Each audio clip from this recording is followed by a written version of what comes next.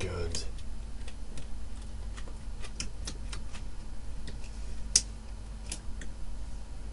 Right, where we left off seconds ago, or minutes if you have a slow internet. I was just talking about how flawed the game is, and this is actually pretty true. Fun as it is flawed. Let's just start with gameplay, shall we? Alex Mercer is controlled by fairly easy control. They're very easy to use. They're like standard controls, easy to like get used to. But they're not perfect. It's good, but there are minor things that makes it seem like a huge prick. Let's just start with the AI, artificial intelligence, aka the thing that moves the other people. For the sake of argument, let's say that you're running up a building, and you're fighting the military, and you're lining up to drop down on a tank from way up high, like atop of a skyscraper, right? And you get ready to jump, and suddenly a missile smacks you, and you fall all the way down to the bottom, only to be pummeled by the tanks and helicopters from the troops. Why didn't you dodge the missile? I'll tell you why. Because you didn't see it. Now, most people right now are thinking, so? I'll explain. I don't know if you were aware of this, but if you have a camera behind you, you can only see like the direction the camera is pointing. That doesn't have to stop enemies from attacking you. If they're behind you and the camera is like looking at you, you can't see them because they're behind you. It's a fairly easy concept, but this time it's actually kicking my ass. Because as you told, I had no way of seeing it coming, therefore no way to dodge it. Hell, when I know it's coming, it's hard to dodge it. It's even homing, so. But because most of the time it's everyone against you. Everyone wants to get you. Just you. And during a boss battle versus the Omega Hunter, who is, by the way, extra large version of the Hunters. A massive pain in the ass, really. And God help me, he was charging me like a giant black bear after you accidentally kicked a football in his face. And meanwhile, the military is firing at me. Me! Never mind the fact that there's a 10 feet tall monster rampaging around. They're out to get the deadly lethal virus that's slowly taking control over Manhattan. Not the great big meat who's after me. And I'm betting that when he's done with me, he'll eat everyone else. Nobody seems to realize that. Also, no matter where I told you already, no matter where the camera is, they're still firing at you. Doesn't matter if they're behind you, they're firing you. Tanks out of nowhere come blasting a shell in your head. They can attack you from anywhere, and most of the time they do. It's merciless, and it pissed me off really a lot, like massively. Actually, I haven't talked much about the gameplay, have I? Oh crud. Alright. Basically, there are two ways to attack in the game. I feel like it's a kind of a brutal topic, but never mind. Number one, the stealth way. You walk around in disguise. As I told you, you can like eat a person and transform yourself into them. And you can sneak around behind people and eat them without anyone noticing. My favorite part of this stealth aspect is that you can blame others for being the virus, like military. Hence getting them shot.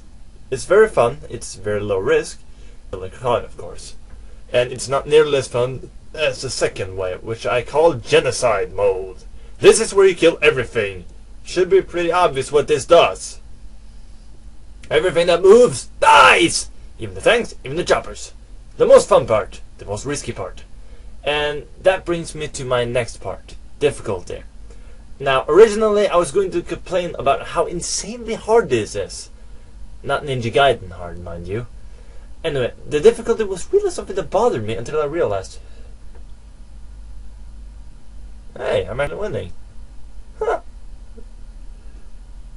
See, different enemies have different weaknesses, and you'd think that was pretty obvious. But with me going in gung-ho, guns blazing, it was... no.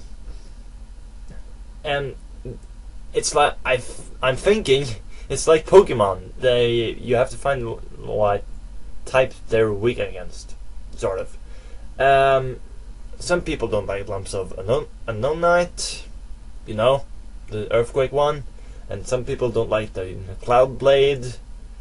It's all a matter of finding which works. And the game actually does tell you this, though. Like, try out different combinations to see what works better. Of course, I didn't think of that. But still, if the big bad takes you away with half your life bar left, it becomes trickier. As it's standard with these kinds of games, there's an upgrade system. I mentioned this earlier. There are many different kinds of upgrades, and it's simply staggering how many there is. Not to mention how expensive it is. At several points in the game, I had no idea what to pick. There were so many good choices. All of them are pretty awesome. It's really hard to pick the upgrades, and it shouldn't really be an issue.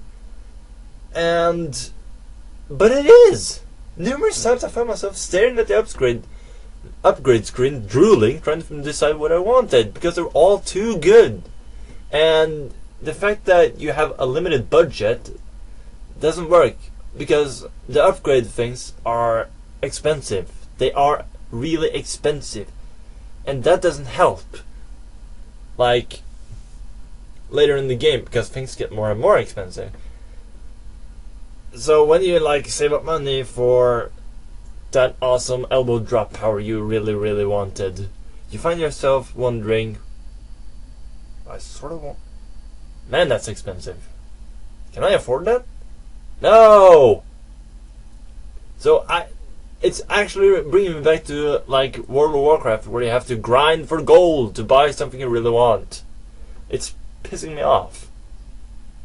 Ugh, I can't believe I'm actually done. Passing 10 minutes soon already. Wow. Let's just move on. The graphics. I'm reminded of the game Spider-Man 2, the movie, the game. Because it doesn't... I have that game, I played it, I loved it, but the graphics sucked. And to be frank, they look almost exactly alike in prototype. The graphics haven't changed at all.